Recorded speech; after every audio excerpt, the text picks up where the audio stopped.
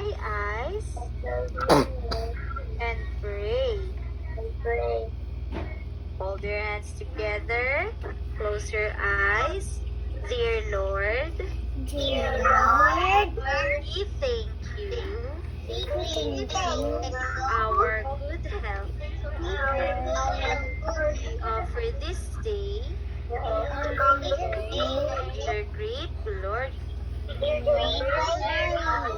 We pray that you will guide us everything we say and do. Also bless our families and loved ones. Give us peace in our minds. We study our lessons. This is our prayer. Jesus' name. Amen.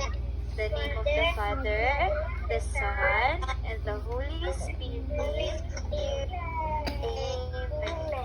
Good morning, good morning, good morning. How are you?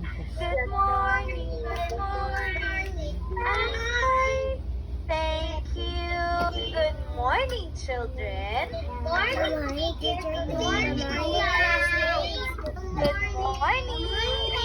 Everybody please stand up and let us have our exercise.